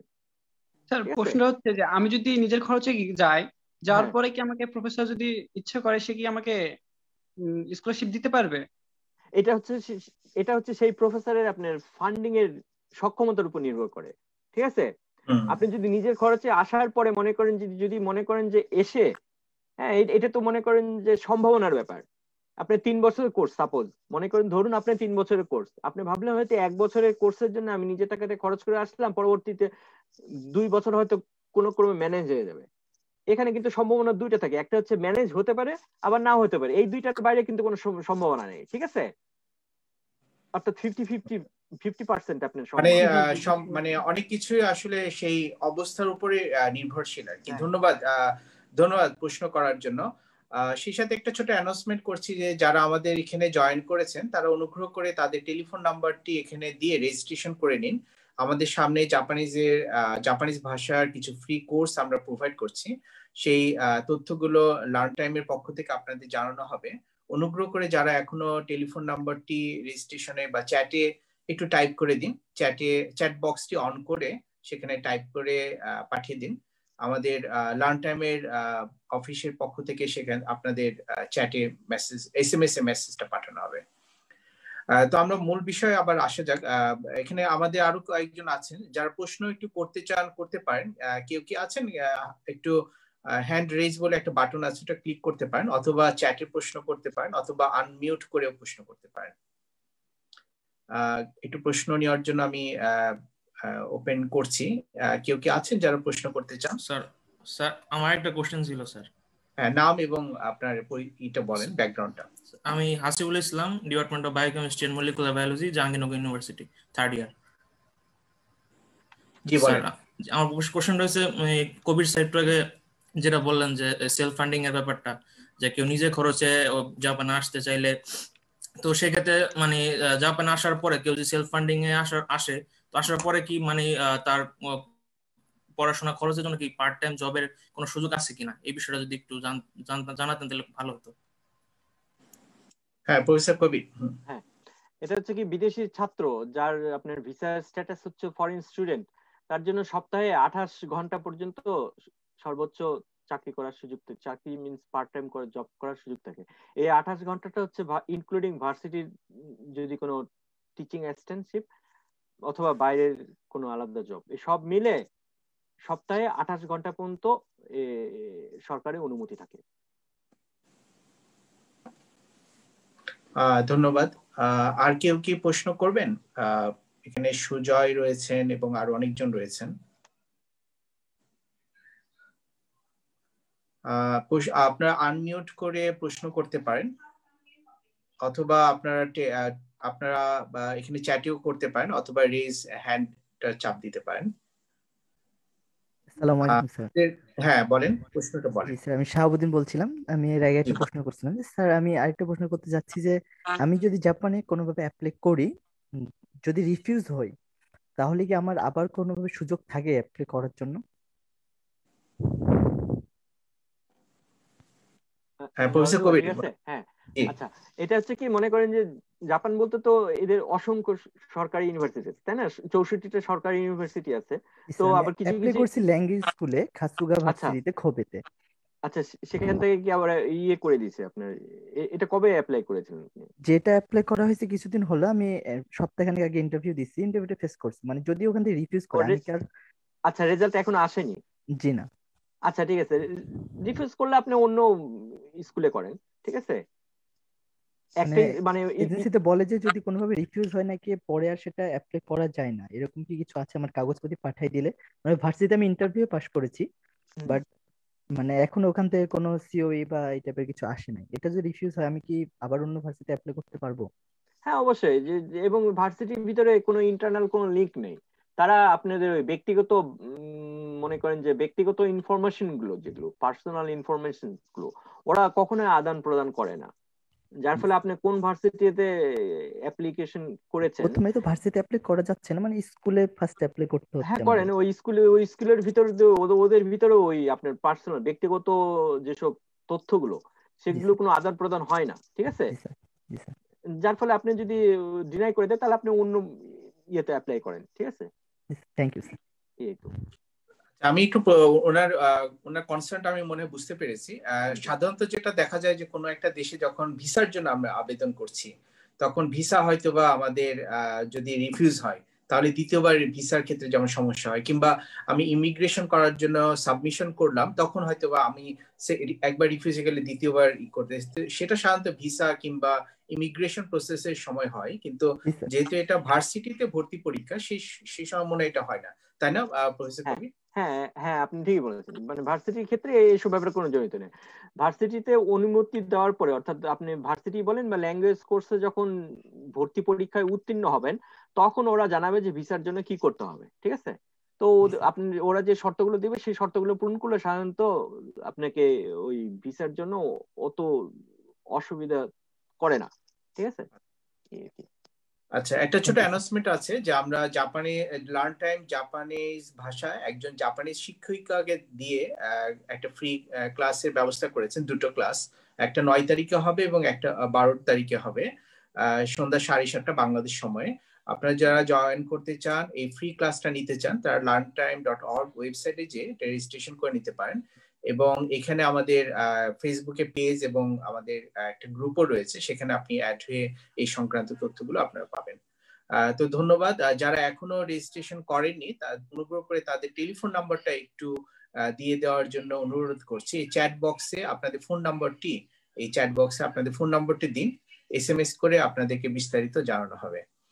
এবার প্রফেসর কবির, আপনার কাছে আবার আসি আর কি, জাপান আবার আপনার কেমন লাগছে? আমার ক্ষেত্রে তো মনে করেন যে এখানে এসে আমার 26 বছর হয়ে গেল, তো যার ফলে আমার কাছে তো এই দেশ তো খুবই ভালো লাগে। যেহেতু প্রথম যেটা জাপানিজ খাবার কেমন লাগে, মানে দীর্ঘ অনেকদিন তো খাচ্ছে বাংলাদেশি খাবার, আমাদের জন্য কতটুকু, মানে এটা কেমন এনজয় করেন? এটা হচ্ছে কি, মনে করেন যে আমার ক্ষেত্রে হয়েছে কি যে এখানে আমি আসলে নিজে জাপানিজ খাবারই পছন্দ করি। হ্যাঁ, জাপানিজ খাবারই পছন্দ করি, স্বাস্থ্যকর।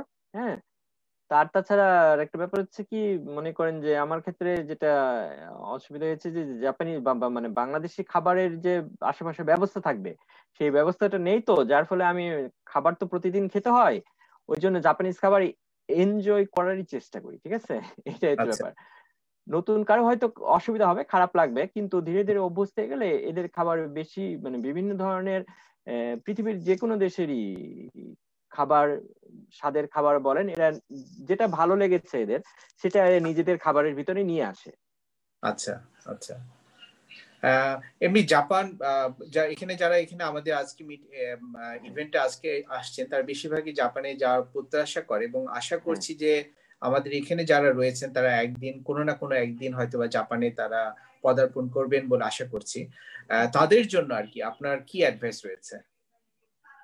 মানে এতো কোন বিষয়ের জন্য এটা বলতেছেন? তাদের কি জাপানে, জাপান দেশটা কেমন, মানে ঠান্ডা কি গরম, বা কি ধরনের মানে পরিবেশ তাদের, এই ধরনের কোনো জাপানিজ ভাষা শিখতে হবে, এছাড়া ওদের আবহাওয়া নিয়ে, আবহাওয়ার ব্যাপারে না? আচ্ছা, খাবারের ব্যাপারে তো কোনো অসুবিধা নাই। খাবারটা হচ্ছে কি, যেহেতু এরা মানে আমাদের মতো এরা প্রচুর ভাত খায়। হ্যাঁ, এরা জাপানিজরা ভাতটাই হচ্ছে মেইন খাবার, যার ফলে খাবারে মানে ভাতের জন্য এদের কোনো অসুবিধা নেই, এটা একটা ব্যাপার।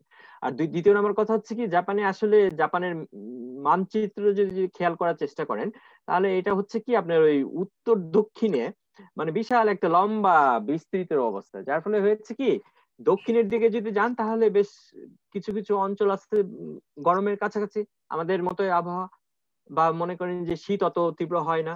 আর আমি যেখানে উত্তরাঞ্চলে যেটা থাকি, আকিতাতে মনে করেন যে আজকেও সকালে খুব -7 ডিগ্রি হয়তো ছিল, তো বাইরে হয়তো বরফ পড়তেছে। হ্যাঁ, কিন্তু এর ভিতরে অভ্যস্ত হয়ে গেছে। তো যার ফলে আপনি যদি উত্তরের দিকে আসেন তাহলে হচ্ছে কি শীতটা বাড়বে, দক্ষিণের দিকে যদি যান তাহলে শীতটা কম, এই আর কি।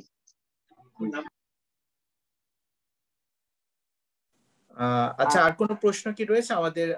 আমাদের ফ্লোরে এখন অনেকজন রয়েছেন, আমরা দেখতে পাচ্ছি আজকে মোট 30 জন থেকে 35 জনের মতন অংশ নিয়েছিল, মাঝে কিছু চলে গেছেন। কেউ কি প্রশ্ন করবেন? আমরা আরেকটা কোশ্চেন ছিল স্যার। জি বলেন স্যার। কবির স্যারের কাছে আমার আরেকটা কোশ্চেন হচ্ছে, মানে যেসব শিক্ষার্থীরা জাপানে যাওয়ার জন্য পরিকল্পনা করতেছে, বিশেষ করে স্কলারশিপের জন্য, স্কলারশিপ নিয়ে যারা জাপানে পড়তে চায়, তো তাদের জন্য আসলে তারা কি কি স্টেপ ফলো করে এই ক্ষেত্রে সাকসেসফুল হতে পারে, এই ব্যাপারটা যদি একটু আলোচনা করতেন। হ্যাঁ প্রফেসর কবির, আচ্ছা, এখানে প্রথমে স্কলারশিপের ব্যাপারটা আসলে এটা বুঝতে হবে যে এটা একটা প্রতিযোগিতামূলক জিনিস, তাই না? তো প্রতিযোগিতাতে ফার্স্ট সেকেন্ড থাকবেই। অর্থাৎ আপনি যদি 10টা স্কলারশিপের সুযোগ থাকে, সেখানে নিশ্চয়ই বাংলাদেশের জন্য যদি 10টা স্কলারশিপের সুযোগ থাকে, তাহলে বাংলাদেশে নিশ্চয়ই 10 জন অ্যাপ্লাই করবে, এটা তো কল্পনা করা যায় না, তাই না? মনে করেন যে 100 জন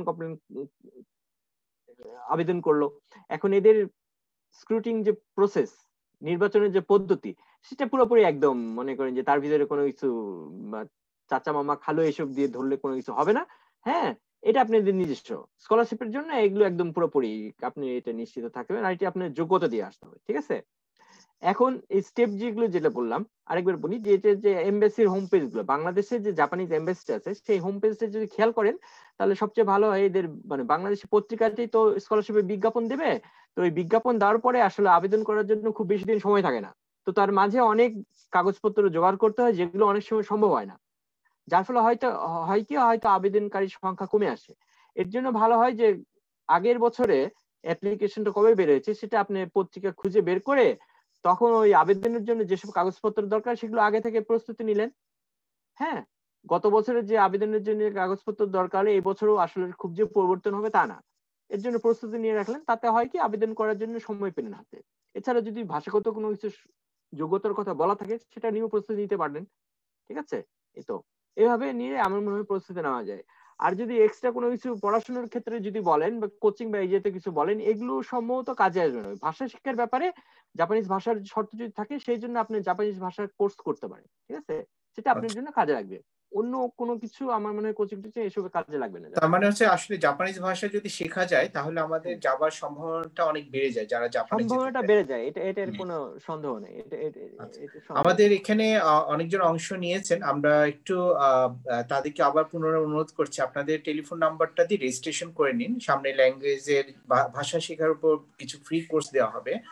মিস্টার আলামিন রয়েছেন এখানে, আব্দুল্লাহ, আবির রয়েছেন, লাবিব রয়েছেন, সেলিম রহমান রয়েছেন, সুচি নামে একজন রয়েছেন, নুসরাত শারমিন নামে একজন রয়েছেন, মিলু আহমেদ রয়েছেন, রাজীব রয়েছেন, মুর্শেদা বেগম রয়েছেন, এছাড়া মেথু রয়েছেন, রাজু আহমেদ রয়েছেন, ইমরান, শাহাবুদ্দিন, তানজিদ রয়েছেন। তারা অনুগ্রহ করে আরেকবার একটু আপনাদের টেলিফোন নাম্বারটি রেজিস্ট্রেশন করে নিন। সুজয় এবং হাসিবুল, অনুগ্রহ করে অনুরোধ করছি যে টেলিফোন নাম্বারটা একটু টাইপ করে নিন। আমরা সামনে ল্যাঙ্গুয়েজ কোর্স আমরা শুরু করতে যাচ্ছি, আমাদের ফ্রি ক্লাস রয়েছে 9 তারিখে এবং 12 তারিখ সন্ধ্যা 7:30টার সময় হবে বাংলাদেশ সময়। এই সময়ে আপনারা জাপানিজ একজন শিক্ষিকার কাছে আপনারা সরাসরি জাপানিজ ভাষা শিখতে পারবেন। তো প্রফেসর কবির, ধন্যবাদ আজকে সময় দেওয়ার জন্য। আপনার কাছে দুটো জাপানি শব্দ শিখতে যাচ্ছি আমাদের এই দর্শকদের। যেমন মনে করা যাক আমার নাম কবির, এটা যদি আমি বলি তো কিভাবে বলবেন? আচ্ছা, এদের কিছু কিছু অক্ষরে সমস্যা আছে, তো যেমন ধরেন আমার নাম কবির, উচ্চারণটা এভাবে না করে এরা বলে কাবিরু। আচ্ছা, কাবিরু, ঠিক আছে? তো কাবিরু আমারটা হচ্ছে ওয়াতাশিওয়াটা হচ্ছে আমি বা আমার, এই যে মিন করে। তো ওয়াতাশিওয়া কাবিরু দেশ, আমি কবির, এই যে মিন করবে। আচ্ছা, মানে ওয়াতাশি ওয়া বলতে হবে, তারপর আমার নামটা বলতে হবে।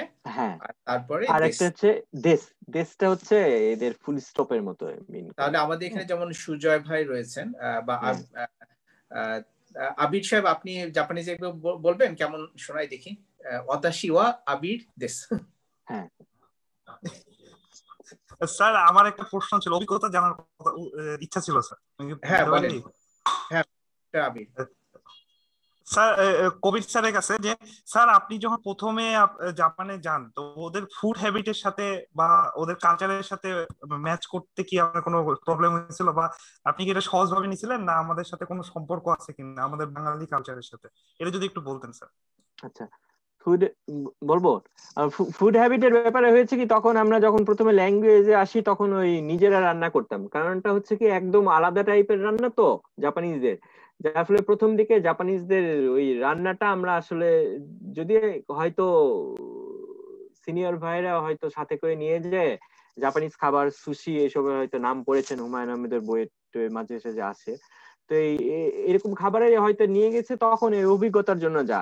কিন্তু যেহেতু ওই প্রথমে গিয়ে একবারে সরাসরি জাপানিজ খাবার এটা অত সোজা হয় না, আর তাছাড়া ধর্মীয় কিছু ব্যাপার আছে এসবের জন্য ওদের খাবারে, আর যেহেতু ওদের ভাষা জানতে পারছি না, আর ওদের খাবারে এখন সবকিছু ভিতরে কি কি জিনিস ব্যবহার করছে সেটা খুব ডিটেলস লেখা থাকে। আপনি যদি ভাষা জেনে তারপরে আসেন না, তাহলে কোন খাবারটা আপনার জন্য হালাল হারাম হচ্ছে সেটা আপনি বুঝতে পারবেন, এটা একটা ব্যাপার। আর কালচার ব্যাপারটা হচ্ছে কি, এরা যেহেতু এশিয়ার একটা কান্ট্রি, কালচারের দিক দিয়ে আসলে অন্য দেশের চেয়ে খুব যে আলাদা আমি তা বলবো না, ঠিক আছে। আমরা মনে করেন যে ইয়াং বয়সে হয়তো বিদেশ সম্পর্কে অনেক ফ্যান্টাসি থাকে, আমি জাপানে এসে আমার কাছে জাপানি মহিলারা বলেন বা এ বলেন এর বাংলাদেশি মহিলাদের চেয়ে যে এরা খুবই অ্যাডভান্স, আমার কাছে তা মনে হয়নি। আমার কাছে মনে হয়েছে যে বাংলাদেশে ভার্সিটিতে যারা পড়েন তারা হয়তো মহিলাদের ক্ষেত্রে বরং আরো ছেলেদের ব্যাপারে অনেক অ্যাডভান্স টাইপের, আমার কাছে যেটা মনে হয়েছে। আমি বাংলাদেশেও ভার্সিটিতে কয়েকদিন, খুব যে বেশি দিন তা না, স্কলারশিপ হয়ে যাওয়ার ফলে তাড়াতাড়ি চলে আসছি, যার ফলে কালচার দিক দিয়ে যে খুব যে অসুবিধা হবে তা না, ঠিক আছে। আর যেহেতু খুব সহজে অ্যাডাপ্ট করা যাবে। হ্যাঁ, আরেকটা প্রশ্ন মানে আপনি করতে চাচ্ছিলেন, আপনার কি আর কোনো প্রশ্ন আছে মিস্টার আবির? জি স্যার, আমার পাশে একজন বড় ভাই আছে, তিনি করবেন। আসসালামু আলাইকুম স্যার। ওয়ালাইকুম আসসালাম, জি বলেন স্যার। আমার প্রশ্ন হলো যে বাংলা ভাষাতে আমরা কথা বলি, ইংরেজি ভাষা যখন আমরা শেখার চেষ্টা করি তখন অনেক ডিফিকাল্ট লাগে, আদারওয়াইজ চাইনিজ ভাষা, অন্যান্য ভাষাগুলো। আমার প্রশ্ন হলো যে জাপানিজ ভাষার সাথে অন্য ভাষার সামঞ্জস্য করে বাংলা ভাষীদের ক্ষেত্রে আমরা আমাদের জন্য কেমন হতে পারে শেখার ক্ষেত্রে? খুব কি কঠিন হবে না আমরা খুব ইজিলি শিখতে পারবো স্যার? আচ্ছা, এই ভাষার ক্ষেত্রে যেটা আমার মনে হয়েছে সেটা হচ্ছে বাংলা ভাষার সাথে কিন্তু জাপানিজ ভাষারও আমার ব্যাকরণগত কিছু মিল আমি কিন্তু খুব ভালোভাবে দেখতে পাই। জাপানিজ ভাষার ক্ষেত্রে আমার যেই দুই দেশের ভাষা সবচেয়ে বেশি মিল মনে হয়েছে সেটা এক নাম্বার হচ্ছে মঙ্গোলিয়া ভাষা। মঙ্গোলিয়ানদের যে ভাষাটা, সেই ভাষাটা জাপানিজদের সাথে খুবই মিল। এরা আমাদের ল্যাঙ্গুয়েজ কোর্সের সময় মঙ্গোলিয়ানরা খুবই ভালো রেজাল্ট করতো, আর তারপরে ভালো রেজাল্ট করতে হচ্ছে বাংলাদেশিরা যে শুধুমাত্র পরিশ্রমের জন্য ভালো রেজাল্ট করতো তা না, আমাদের ভাষার কিছু ব্যাকরণগত জিনিসগুলো জাপানি ভাষার সাথে মিল আছে। জাপানিজ ভাষার শব্দের যে বিন্যাসগুলো, যেমন ধরেন আপনার প্রথমে নাউন নিয়ে আসবেন, নাউনের পরে ভার্ব নিয়ে আসবেন, হ্যাঁ, এই পর্যায়ক্রম যেটা আমরা বলি, হ্যাঁ, এই শব্দের যে গঠন বিন্যাস গুলো, পর্যায়ক্রম গুলো, সেই জিনিসগুলো বাংলা ভাষার সাথে জাপানিজ ভাষার খুব মিল আছে। যার ফলে ওই প্যাটার্নটা যদি একবার বুঝে যান না, তাহলে এই জিনিসটা আসলে সোজা হবে। আর ইংরেজি ভাষার চেয়েও জাপানিজ ভাষার সুবিধাজনক দিকগুলো হচ্ছে বিশেষ করে বিশেষণের ক্ষেত্রে, বিশেষণ অ্যাডজেক্টিভ যেগুলো, ইংরেজিতে অ্যাডজেক্টিভ মনে করেন যে গুড, বেটার, বেস্ট এরকম আছে, তো এদের ক্ষেত্রে ওইরকম না। এদের নিয়মগুলো আপনার অন্য কোনো শব্দ আসে না, একটা প্যাটার্ন আছে, এই নির্দিষ্ট প্যাটার্নটা যদি শিখে যান তাহলে যতই নতুন বিশেষণ শিখবেন, একটা মাত্র প্যাটার্ন, দুইটা মাত্র প্যাটার্ন যদি বুঝে রাখেন, তাহলে ওই নির্দিষ্ট নিয়ম অনুযায়ী অনেকটা গণিতের যোগ বিয়োগের যেরকম আছে না পাটিগণিতের, ওইরকম নিয়মের মধ্যে পড়ে এদের ভাষাতে চলে আসে। যার ফলে এদের ভাষাটা আমার কাছে তো বরং ইংরেজি ভাষায় তো আমরা খুব ছোটবেলা থেকে পড়াশোনা করেছি, তো ওই জন্য হয়তো তাড়াতাড়ি আমরা ইংরেজি ভাষা আমাদের ভিতর রপ্ত হতে সুবিধা হয়। তো আমার কাছে মনে হয়েছে যে ব্যাকরণগত দিক দিয়ে জাপানিজ ভাষা বরং ইংরেজি ভাষার চাইতে অনেকটা সুবিধাজনক, কারণ এদের নির্দিষ্ট রুল আছে, নির্দিষ্ট নিয়ম কানুনের ভিতরে, এর বাইরে এরা ভাষার পরিবর্তনটা আসে না। আচ্ছা, আমাদের সামনে 9 তারিখ এবং 12 তারিখে লার্ন টাইম একটা অনুষ্ঠান, মানে জাপানিজ শিক্ষিকাকে নিয়ে এসে একটা ইভেন্ট করবেন, এবং সেই সময় যারা ভাষা শিখতে আগ্রহী তাদেরকে আমরা বলবো যে অনুগ্রহ করে আপনাদের টেলিফোন নাম্বারটি এখানে চ্যাট বক্সে রেজিস্ট্রেশন করে নিন, এবং লার্ন টাইমের পেজে এবং আমাদের লার্ন টাইমের ওয়েবসাইট এবং পেজ এবং গ্রুপে আপনারা যুক্ত হয়ে আপডেট ইনফরমেশন গুলো আপনারা পাবেন। আজকে আমাদের প্ল্যান ছিল যে 1 ঘন্টা আমরা একটা লাইভ প্রোগ্রাম করব। এখনো যারা রেজিস্ট্রেশন করেননি অনুগ্রহ করে টেলিফোন নাম্বারটি দিয়ে রেজিস্ট্রেশন করে নিন, তাহলে আপনারা আমাদের আপডেটেড খবরগুলো আমরা পৌঁছে দিব আপনাদের কাছে। তো আজকে খুব ধন্যবাদ প্রফেসর কবির আকিতাতে আপনি এই সময়ে রয়েছে আপনার ওখানে মানে প্রায় অনেক রাত আমাদের থেকে তো বাংলাদেশ থেকে তো আপনি 3 ঘন্টা এগিয়ে আছেন পুরো 3 ঘন্টা দূরে আছেন তো ধন্যবাদ আজকে সময় দেওয়ার জন্য পরিশেষে লাস্ট একটা প্রশ্ন নিতে চাচ্ছিলাম ফ্লোর থেকে যদি কেউ লাস্ট আপনারা কেউ প্রশ্ন করতে চান প্রশ্ন করতে পারেন বা নুসরাত শারমিন রয়েছেন আলমাস রয়েছেন আব্দুল্লাহ রয়েছেন কেউ কি প্রশ্ন করবেন একটা লাস্ট প্রশ্ন স্যার একটা লাস্ট প্রশ্ন করতে চাচ্ছি হ্যাঁ বলেন স্যার ওই মানে জাপানে যাওয়ার পরে যে আপনি স্যার বললেন 10 বছর একটা থাকার বা একটা নির্দিষ্ট থাকার পরে এক রেসিডেন্টশিপের জন্য আবেদন করা যেত সেক্ষেত্রে কি স্যার মানে ফ্যামিলি ফুল ফ্যামিলি সহ ওই জায়গায় শিফট করার বা ফ্যামিলি মেম্বারদের নিয়ে আসার কি সুযোগ আছে স্যার আচ্ছা বলবো ঠিক আছে আচ্ছা এখানে আপনার ফ্যামিলির সংজ্ঞাটা আবার অন্যরকম মনে করেন যে ফ্যামিলি বলতে আপনি কি বোঝাতে চাচ্ছেন যেমন ধরেন আপনার ফ্যামিলির ক্ষেত্রে আপনার স্ত্রীর কথা বলতে যাচ্ছেন বা আমি আপনার বয়সের ব্যাপারে আসলে ধারণা নাই সেই জন্য বলতে চাই এটা কি আপনার ফ্যামিলি বলতে আপনার ভাই বোনদের কথা বোঝাতে চাচ্ছেন বা বাবা মার কথা বোঝাতে চাচ্ছেন বাবা মা আর স্ত্রী আর কি এই বিষয়টা ঠিক আছে আচ্ছা এই ক্ষেত্রে আপনার ওই ভিসা স্ট্যাটাসের উপর নির্ভর করে আপনি যদি পার্মানেন্ট রেসিডেন্টশিপ নিতে চান তাহলে ওনাদেরকে বেড়াতে নিয়ে আসতে পারবেন আপনি যদি জাতীয়তা নিয়ে আসেন তাহলে আপনারা ওনাদেরকে জাতীয়তা যেহেতু এবং ওনারা যেহেতু আপনার সরাসরি রিলেটেড হচ্ছেন যেমন ধরেন আপনার বাবা মা আপনার সরাসরি আত্মীয় হবে তো এই জন্য এরা জাতীয়তার ক্ষেত্রে বেশ কঠিন ব্যাপার যেহেতু আপনি জাতীয়তার অর্থটা হচ্ছে কি আপনার অন্য যেসব আত্মীয় মিনস আপনার একদম যারা সরাসরি আপনার সাথে যুক্ত যেমন ধরেন আপনার স্ত্রী আপনার সন্তান এবং আপনার বাবা মা ঠিক আছে ভাই বোন যাদের বিয়ে হয়েছে তারা এর পরিবারের অংশ ধরে না ঠিক আছে তো যারা অবিবাহিত ভাই বোনদের ভিতরে তারা আপনার ফ্যামিলির অংশ হিসেবে ধরবে যদি আপনার জাপানি জাতীয়তা গ্রহণ করতে পারেন তাহলে তো আপনি আপনার ফ্যামিলিকে নিয়ে আসবেন এটা তো আপনার অধিকার রাষ্ট্রীয় নাগরিক হিসেবে এটা আপনার অধিকার না সেটা আর পার্মানেন্ট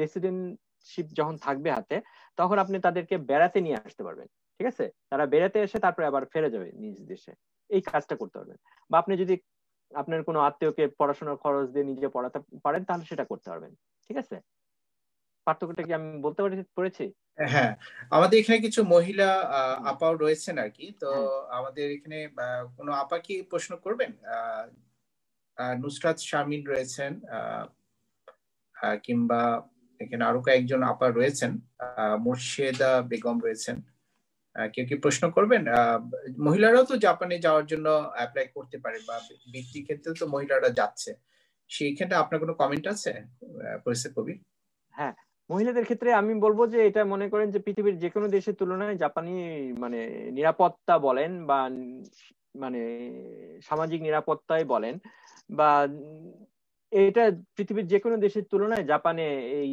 জিনিসটা খুবই আমি বলবো যে যে কোনো দেশের মানে যে কোনো এই সামাজিক নিরাপত্তার সূচকটা এরা অনেক উপরে ইউরোপিয়ান কান্ট্রি গুলোর ভিতরেও মনে করেন যে 1 নম্বর 2 নম্বরের ভিতরে লিস্টে থাকে যার ফলে মহিলাদের ক্ষেত্রে এই দেশটা খুবই নিরাপদ একটা দেশ এবং যেহেতু জাপানিরা এদের সংবিধানে আপনার পৃথিবীর যে কোনো ধর্মকে যে কোনো ধর্মের ব্যাপারে এরা সম অধিকার দিবে এটা মেনে নেয় যার ফলে আপনি মনে করেন যে পৃথিবীর অনেক দেশে হয়তো পর্দা করলে তখন চেঁচামেচি হয় বা এই হয় জাপানে এই ব্যাপারে এইসব ব্যাপারে কোনো কিছু বলবে না গোপনে হয়তো ফিসফাস করবে সেটা আলাদা ব্যাপার কিন্তু আপনার সামনে কখনো আপনাকে পর্দা নিয়ে উল্টো পাল্টা কিছু বলবে না বা বলবে না যে আপনি এই পর্দা করতে পারবেন না এই করতে পারবেন না হ্যাঁ ফেস ঢেকে রাখতে পারবেন না এসব ব্যাপারে এদের কোনো কিছু আপনার নেই কারণ এটা হচ্ছে তার নিজস্ব ব্যাপার হ্যাঁ ব্যক্তিগত ফ্যাশনের ব্যাপার এক ধরনের সে ব্যাপারে তারা কিছু বলবে না এই জন্য ফুড হ্যাবিট নিয়েও এরা কিছু বলে না আপনি যদি কোথাও নামাজ পড়তে চান ওইখানে জায়নামাজ বিছায় পড়তে পারেন ছাড়াও তো পড়া যায় আমরা শুনেছি যে জাপানের মহিলাদের জন্য আবার বিশেষভাবে বৃত্তি রয়েছে সেটা কি রকম ধরনের মহিলাদের জন্য কি আলাদা কোনো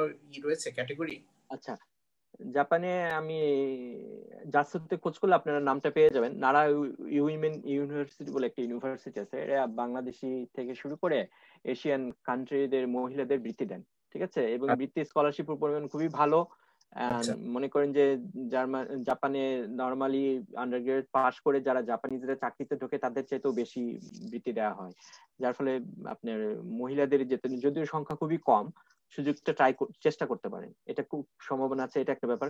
দ্বিতীয় নম্বর কথা হচ্ছে কি, যেহেতু এশিয়ান কান্ট্রিদের মহিলাদের ব্যাপারে সহানুভূতির একটা দৃষ্টি আছে, যার ফলে মহিলাদের ক্ষেত্রে কিন্তু বৃত্তি পাওয়ার সুযোগ বেশি।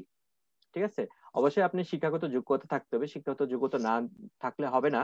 শিক্ষাগত যোগ্যতা দিয়ে মনে করেন একই শিক্ষাগত যোগ্যতায় যদি একটা ছেলে একটা মেয়ে আসে, তাহলে জাপানে আসার ক্ষেত্রে যেটা আমার কাছে মনে হয় যে মহিলাদের সম্ভাবনাটা বেশি হবে সেই ক্ষেত্রে, একই সমযোগ্যতাতে যদি একটা ছেলে একটা মেয়ে বাংলাদেশ থেকে অ্যাপ্লাই করে। তার মানে মেয়েদের ক্ষেত্রে একটু বেশি মানে এটা বেশি সম্ভাবনাটা বেশি আমার কাছে তাই মনে হয়েছে। আচ্ছা, আমরা এই ক্ষেত্রে আপনি একটা নাম বললেন, নারা ওমেন্স ইউনিভার্সিটি। নারা ইউনিভার্সিটি, হ্যাঁ, এই ইউনিভার্সিটিটা কিন্তু মহিলাদের। আচ্ছা আব্দুল্লাহ, আপনি কি একটা প্রশ্ন করবেন? একটু আনমিউট করে প্রশ্নটা করেন। আসসালামু আলাইকুম স্যার। ওয়ালাইকুম আসসালাম, শোনা যাচ্ছে? জি স্যার, আমার একটা কোশ্চেন ছিল। জি স্যার, স্যার যদি স্কলারশিপ পাওয়া যায় বা অথবা মানে ভিসা প্রসেস এবং বিমান ভাড়া জাপানে আর কি আনুমানিক কেমন খরচ হতে পারে? আমি আর কি আনুমানিক। আচ্ছা, এই করোনার ভিতরে আসলে বিমানের খরচটা খুব বেড়ে গেছে আমি যতটুকু শুনেছি। কারণটা হচ্ছে কি, আপনি বিমান মানে ফ্লাইট গুলোর সংখ্যা কমে আসছে, যার ফলে বিমানের কোম্পানিগুলো লস দেয়, তো যার ফলে ফ্লাইটের ভাড়া খুব বেশি। আমার অনুমান নাই, কারণটা হচ্ছে কি আমি এই করোনার জন্য বছর খানেকের উপরে জাপানের থেকে অন্য জায়গায় যাওয়ার কথা চিন্তা ভাবনা করতে পারি না। ঠিক আছে, আমাদের কিছু রেস্ট্রিকশন আছে বাইরে যাওয়ার ব্যাপারে এখন, তো যার ফলে আমি ঠিক মতো টাকা পরিমাণ বলতে পারতেছি না। তবে যতটুকু মনে পড়ে যে নর্মাল সময় আমি যখন জাপানে মানে রিটার্ন টিকেটে যেতাম, তখন হয়তো কত 70,000-এর মতো টাকা পড়তে পারে। ঠিক আছে, নর্মাল ইকোনমিক ক্লাসে। এছাড়াও অন্য টাইপের বিভিন্ন ধরনের, আপনি যদি সময় বেশি নিয়ে যেতেন তাহলে হয়তো আরো সস্তায় কিছু ফ্লাইটও আছে, বা আরো যদি উর্ধে দিতে চান আরো উর্ধেও আছে। ঠিক আছে, এটা হচ্ছে আপনার ফ্লাইটের ব্যাপারটা শুধু। আর খরচের ব্যাপারটা হচ্ছে কি, জাপানে আপনার মনে করেন যে প্লেসের উপর নির্ভর করে।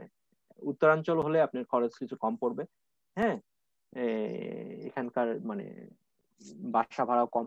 আপনি যদি টোকিওতে যদি থাকেন, তাহলে যে রাজধানী শহর যেহেতু ঢাকার মতো অবস্থা হবে, তাহলে হচ্ছে কি আপনার বাসা ভাড়া বেশি। কিন্তু আপনার একটা সুযোগ হবে কি, সেখানে আপনি পার্ট টাইম জবের অনেক সুযোগ পাবেন, স্কোপ পাবেন, সংখ্যা বেশি। আমার মতো উত্তরাঞ্চলের শহরে এই সংখ্যাটা কম, জীবনযাত্রা মানে খরচ কম, কিন্তু এখানে রাজধানী শহরের চেয়ে তো নিরিবিলি থাকতে পারবেন, এটা একটা সুবিধা আছে। তো সেখানে খরচ কম হবে। ধন্যবাদ প্রফেসর কবির আজকে আমাদেরকে সময় দেওয়ার জন্য। আমরা 1 ঘন্টার একটু ওভার হয়ে গেছে। সামনে আমাদের 9 তারিখে এবং 12 তারিখে সন্ধ্যা 7:30 বাংলাদেশ সময়ে জাপানিজ একটি কোর্স আমরা ব্যবস্থা করেছে, লার্ন টাইম। আপনারা যারা সেই ফ্রি কোর্সটিতে জাপানিজ ক্লাসটিতে অংশ নিতে চান, এটা সম্পূর্ণভাবে ফ্রি হবে প্রথম 2টো ক্লাস, এটা ট্রায়াল ক্লাসের মতন, এবং তারপরে তারা একটা পেইড ক্লাস শুরু করবেন। আপনারা যারা অংশ নিতে চান তারা একটু অনুগ্রহ করে তাদের টেলিফোন নাম্বারটা চ্যাট বক্সে রেজিস্ট্রেশন করে নিন, কিংবা learntime.org ওয়েবসাইটে যে আপনারা রেজিস্ট্রেশন করে নিতে পারেন। আজকে ধন্যবাদ সবাইকে, এবং আজকে খুব ইন্টারেক্টিভ হলো। এবং প্রফেসর কবির ধন্যবাদ, আপনি আমাদের বাংলাদেশি হয়ে আপনি জাপানের মতো একটা জায়গায় ভাষা শিখেছেন, সেখানে আপনার নিজস্ব ল্যাব তৈরি করেছেন, শিক্ষাগতের সাথে যুক্ত রয়েছেন, এবং আপনার অনেক বৈজ্ঞানিক পাবলিকেশন আছে। এটা আসলে আমরা বাংলাদেশি হিসাবে খুব প্রাউড ফিল করছি এবং খুবই গর্ব করছি আর কি। মানে এটা আমাদের জন্য একটা সুন্দর এক্সাম্পল যে আমরা যারা এখানে আমাদের দর্শকরা রয়েছেন তারাও আপনার মতো ইনশাল্লাহ একদিন জাপানে যেতে পারবে এবং জাপানিজ ভাষা সহজে শিখে তারা সফল হবে। তো ধন্যবাদ সবাইকে আজকে করার জন্য। আজকে আমরা এখানে ক্লোজ করছি আমাদের অনুষ্ঠানটি। আপনাদেরও সকলকে ধন্যবাদ।